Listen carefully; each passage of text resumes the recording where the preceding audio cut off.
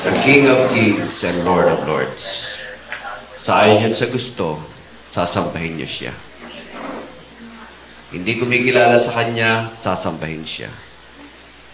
Laban sa Kanya, sasambahin siya. It is required. Hindi pa niya ginagawa iyon, pero the time na ipakita niya ang Kanyang kaluwalhatian, everyone should bow. Sa langit, sa lupa, at sa ilalim ng lupa. So kung yun ay mangyayari ng sapilitan sa lahat, because it is required in heaven. It is required.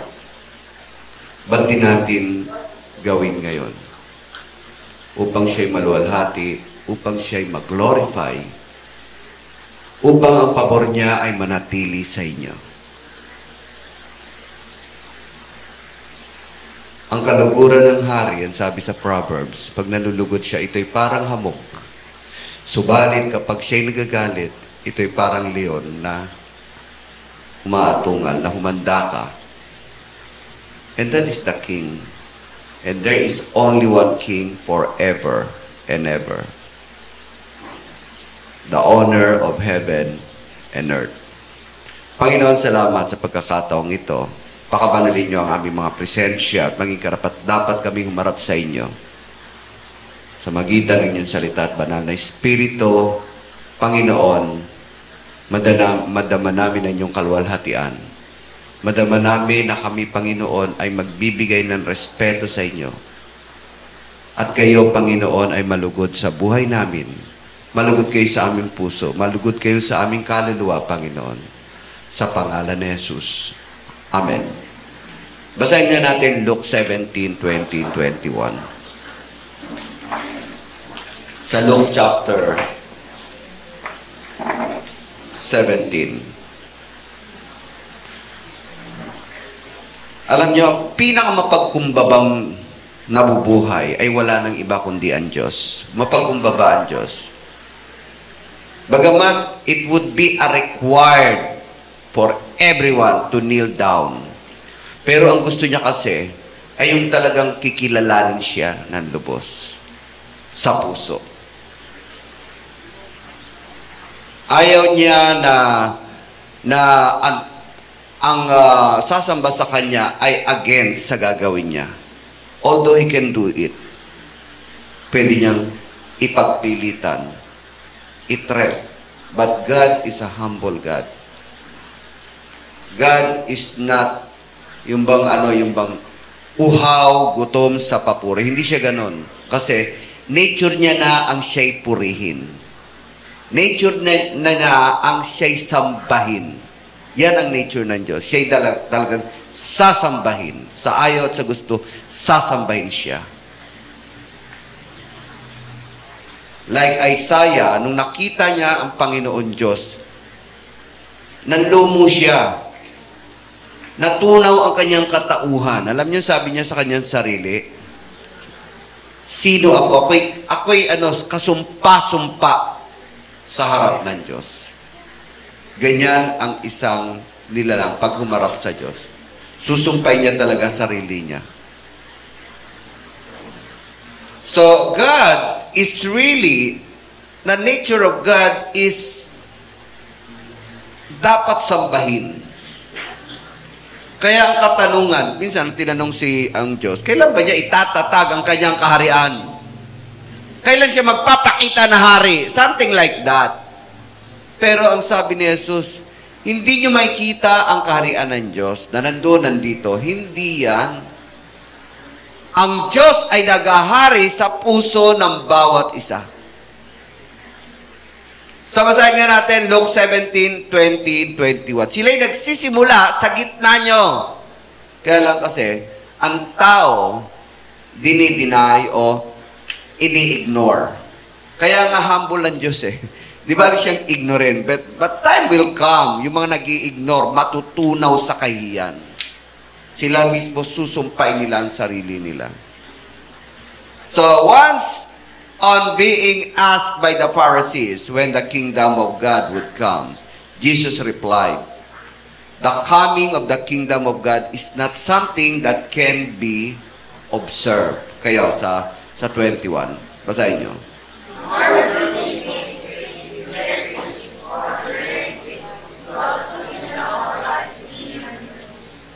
Okay. Sa Tagalog, pakibasa. Kaya nga, sa 20, minsan, tinanong ng mga Pariseo si Jesus kung kailan magsisimula ang paghahari ng Diyos. Sumagot siya, walang makikitang palatandaan na nagsisimula na ang paghahari ng Diyos. Kayo sa 21.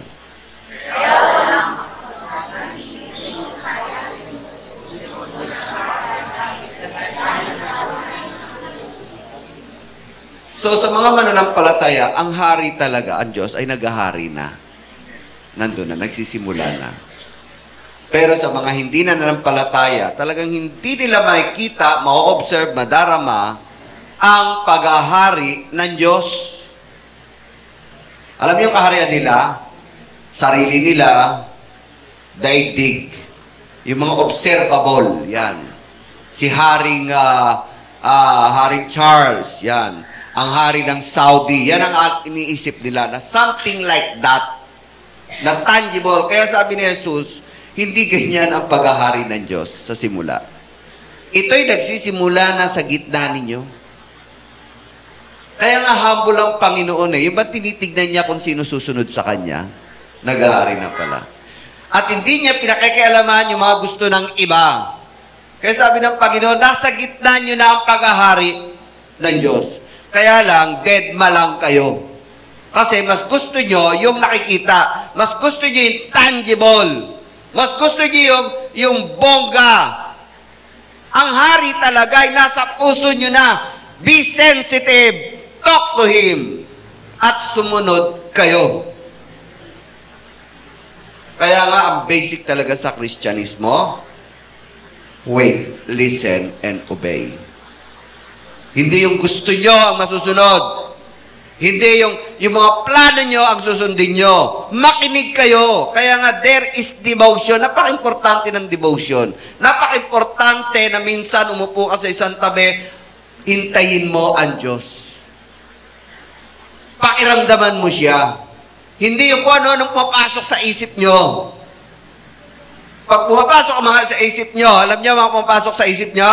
Utang nyo, gagawin nyo, babayaran nyo, pupuntahan nyo, kakainin nyo. Nasaan ang Diyos doon? Wala. So, hindi siya makapaghari sa inyo. Pero nandyan na. Ang gusto niya, maghari siya sa inyo. Maramdaman mo siya. Maunawaan mo siya at sundin mo ang kalooban ng Diyos. Marami sa mga Christian, pati mga ministers, imbes na makinig sa Kanya, gumagawa ng sarili nilang kaharian.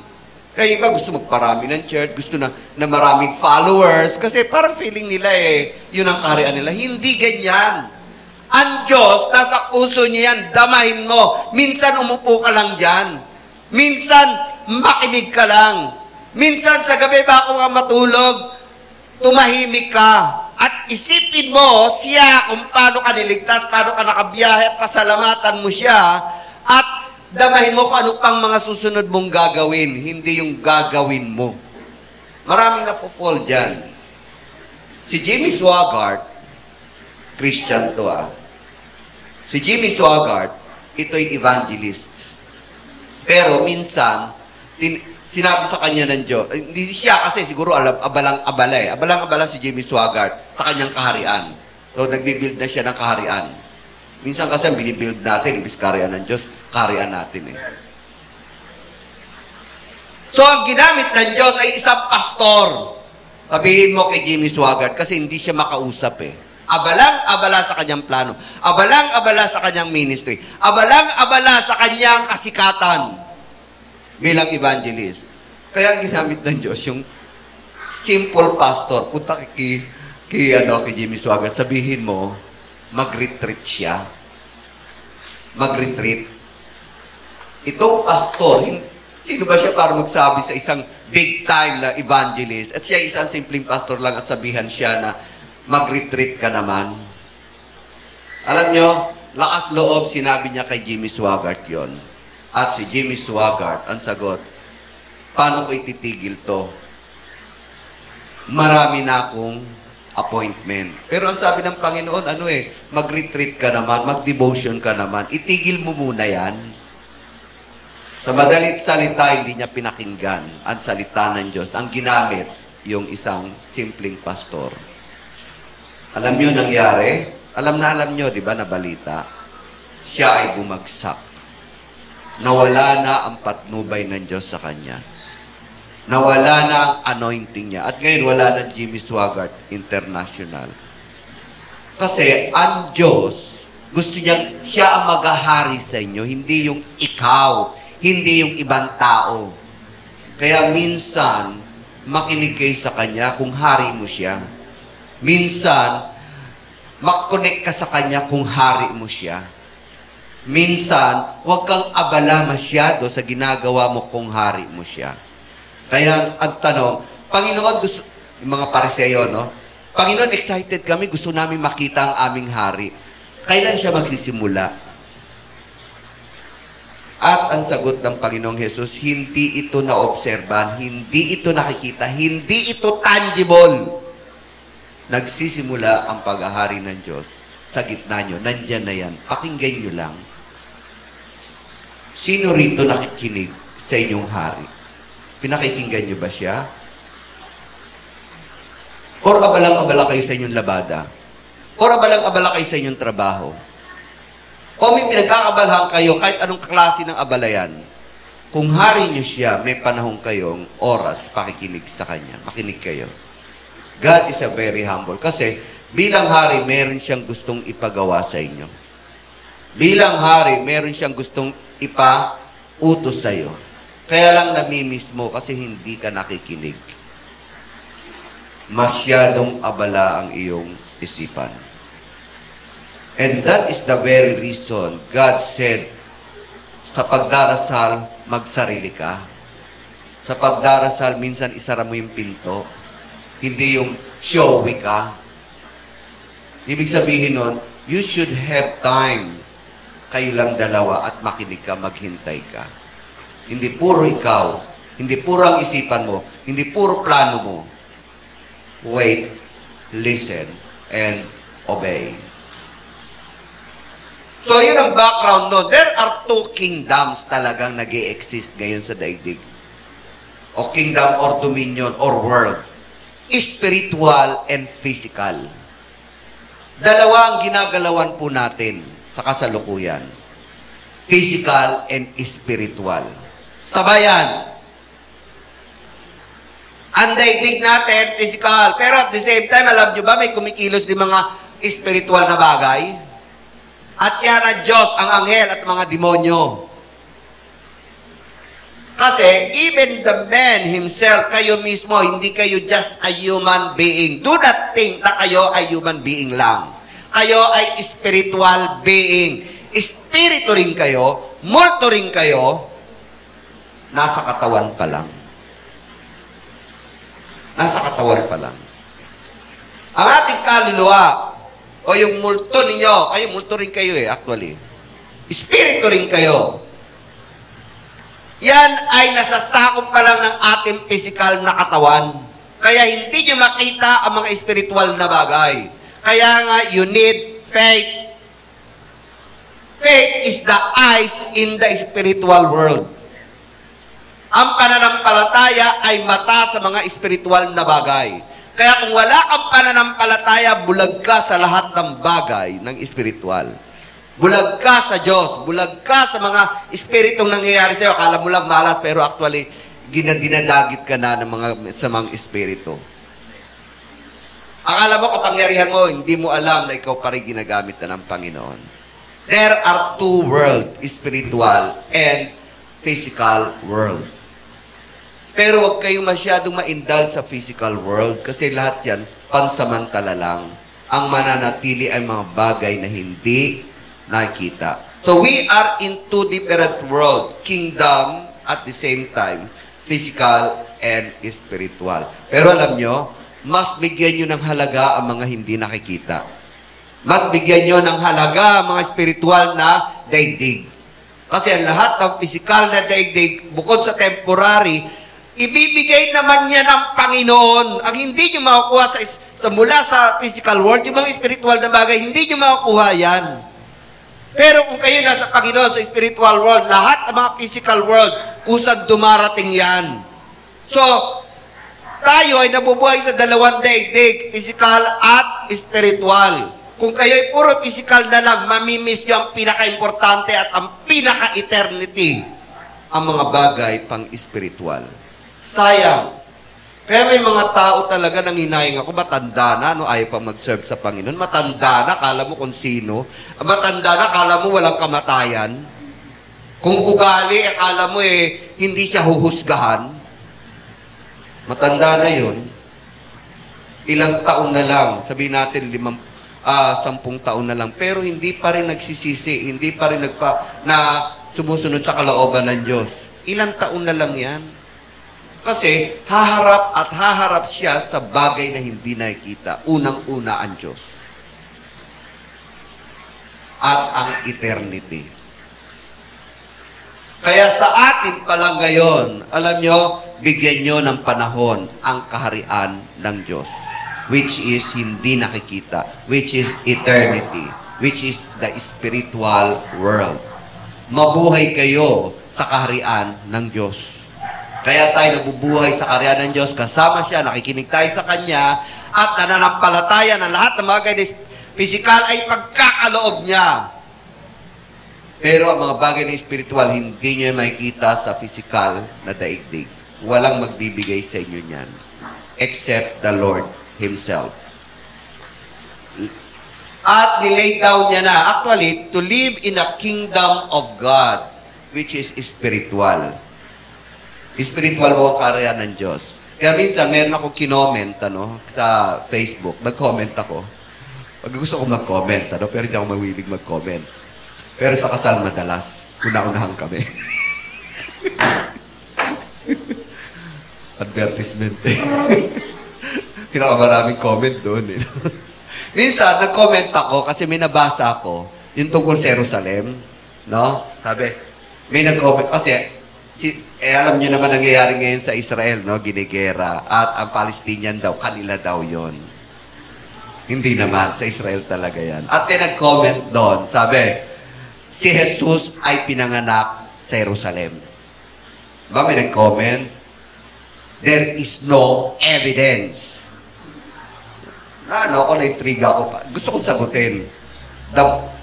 It is clearly in the Bible, Jesus, tawag yun na pinanganak sa Jerusalem. Sumagot naman sa akin, haba. The Bible, blah, blah, blah. Sinulat, inulit, ganon pagkasulat. Tapos, saka lang, inano ng Pope, ina-approve. So, yan ay paulit-ulit lang at hindi na talaga totoo yan. Sumagot uli ako. If you know that the Dead Sea Scroll in ancient Jews' writing is the same as the writing of the Bible at present. And, sinagot ko, kasi sinabi niya dun sa mga nabasa ko, sa Bible daw, hindi ka panipaniwala, may nagsasalita na ahas, may blah blah blah, gano'n. Sinagot ko rin yun sa, sa comment ko. The same, the scripture sa Dead Sea Scroll na ginagamit sa ancient Jews is the same in the modern, if you know the Dead Sea Scroll. And people are not just human being. They are also spiritual being. Hintay kong sumagot kasi gusto kong ituloy talaga Pangangaralan ko siya Hindi na sumagot. Sayang. Magba-Bible study. Bala ko sana Bible study siya hindi niya na sumagot. Na sinabi ko na, kasi nga hindi siya niniwala sa Bible, may nagsasalita na ahas, may mga anghel, sabi niyang ganon. Tapos, sinagot ko rin yun.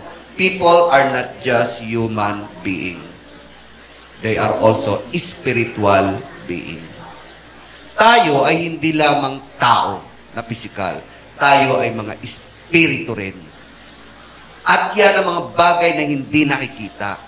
Kaya kapag ikaw ay hindi adept o wala kang pananampalataya wala ka sa kaharian ng Diyos.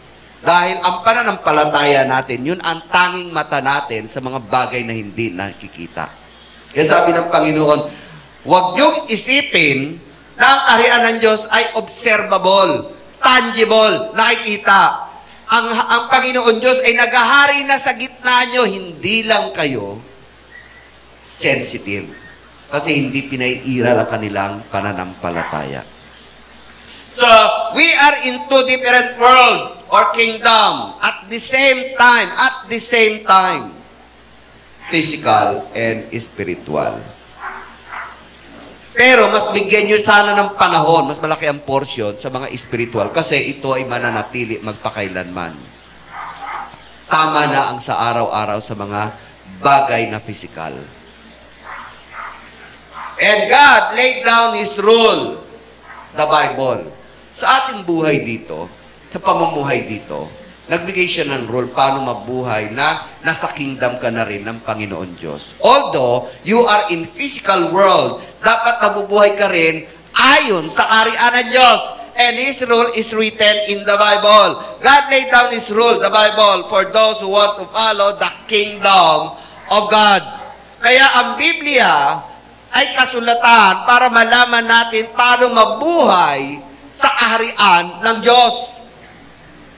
Ito'y kumpleto para sa atin dito sa daigdig, pero hindi ito kumpleto tungkol sa Diyos. Marami pang hindi sinulat siya. Ito'y sapat na sa kaligtasan. Ito'y sapat na para sundin natin paano mabuhay na para ka rin nakasama ng Diyos sa kanyang kaharian. And that is the Bible. Dahil kapag hindi mo alam ang Biblia, hindi ka nagbabasa ng Bible, you are missing the kingdom of God. You are missing the rule of God kung paano mabuhay dito. You are violating His will at nasasaktan siya. At baka dumating ang panahon na ayaw, kumbaga sa atin, dinideport na yan.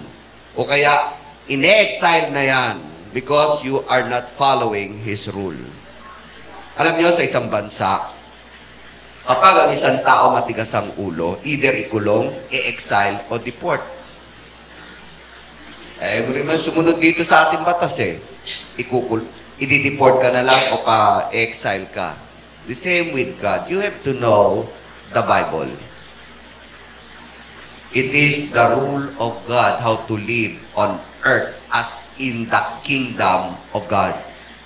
So this is complete about salvation. This is complete about how to live as if you are living in the kingdom of God. Pero hindi ito kompleto tungkol sa Diyos, ha? Marami pang dapat isulat tungkol sa Diyos. Marami pa. At ito ang dahilan. Alam niyo kung bakit bumaba si Kristo? Maraming dahilan Una, para tubusin tayo, mamatay sa krus, no? Kunin na ating kasalanan, at bigyan tayo ng buhay na walang hanggan. Isa rin sa dahilan kung bakit bumaba si Kristo rito, para ipakilala kung sino talaga ang hari sa buhay ng tao. Jesus came here on earth to introduce who is your master in this world. Kasi tayo, kung sino ang tao, kung sino ang kanyang sinusunod, alam nyo, kung sino sinusunod nyo, yun ang Panginoon nyo. Kung ang sinusunod mo ang iyong laman, Panginoon mo ang iyong laman. Kung sinusunod mo ang iyong bisyo, bisyo ang iyong Panginoon, ang Diyos mo. Kaya be careful. Kaya nga alam nyo, sabi, kung mas mahal mo ang iyong asawa, ang iyong pamilya, higit sa Panginoon, hindi ka kalulugdan ng Diyos. Kung mas mahal mo ang iyong anak kaysa sa Panginoon, hindi ka rin kalulugdan ng Diyos. Kasi ang nakikita doon, sino ba ang Panginoon mo? Kung anak mo lagi ang iyong pinagsisilbihan at nakalimutan mo nang maglingkod sa Diyos, you are not worthy of Him. Kung ang sarili mo lagi ang sinusunod mo, you are not worthy of Him. Hindi dahil sa inilalayo ka sa pamilya, pero ang gusto niya kasi, being the master, the king of your life, ang talagang una mong sinusunod ay ang kalooban ng Diyos. Si Jesus, bumaba rito para ipakilala sino ba ang Diyos sa buhay natin. At bilang halimbawa, alam nyo, si Jesus ay sinunod niya ang kanyang ama, bagamat sila'y equal. Kaya nagpakababa siya. Ang buhay ni Kristo ay halimbawa ng pagsunod sa kaharian ng Diyos. Kaya ultimo, ang pinakahuling nasusulat sa kasulatan o sa kautusan, sinunod niya. Hindi niya pinawalang bahala. Kasi, ang gusto niya, i-introduce paano ba sumunod sa Panginoon Diyos. So, Jesus came here not only to die for our sin, to save us, to give us eternity, but to tell you, sa puso nyo nawa, ang maging hari nyo ay ang Panginoon Diyos. Huwag ang inyong sarili. Huwag ang inyong pangarap. Huwag ang inyong plano. Huwag ang inyong problema. Huwag ang pera. Huwag ang pangangailangan. Kundi ang Panginoong Diyos.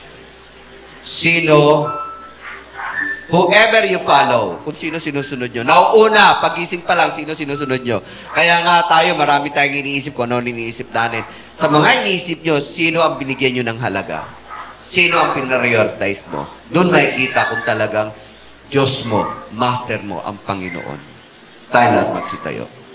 Sino ang iyong hari sa buhay mo?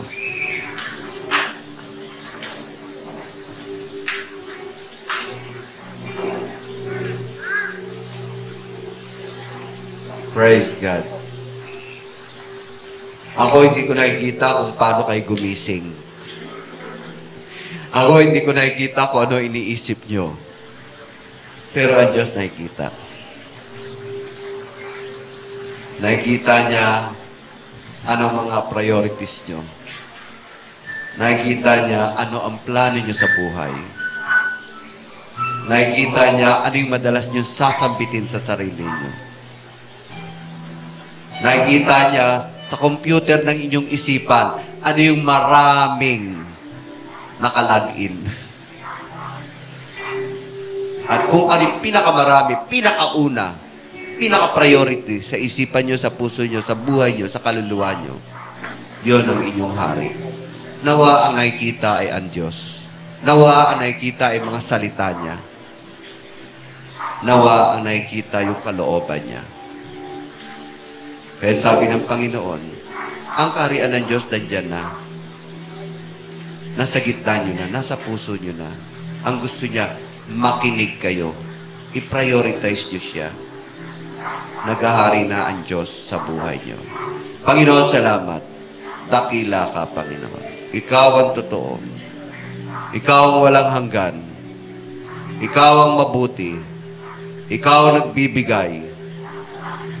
Ikaw lamang ang totoo. Panginoon, salamat, Lord God, sa inyong kaharian. Mabuhay kami ayon sa inyong kalooban. Mabuhay kami, Lord God, as if kami, Lord God, ay nasa dyan sa kalangitan. Tulad ng mga anghel na excited na makinig sa kanilang iutos sa kanila, Lord, maging excited kami sa mga gusto nyong ipagawa sa amin. Maging excited kami sa kalooban nyo. Maging excited kami, Panginoon, sa gagawin yung plano sa buhay namin. Bigyan niyo, Lord God, ng katalinuhan ng bawat isa. Sensitivity, Panginoon, sa inyong banal na espiritu. At puspusin niyo sila, Lord God, ng inyong presensya. Pagharian sila. Taas natin ating mga kamay. Ang Diyos na nagbibigay at hindi nanunumbat.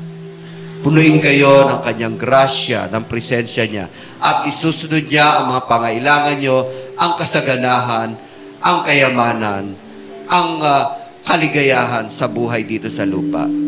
Sa pangalan ni Jesus. Amen. Pagpalain kayo ng Panginoon.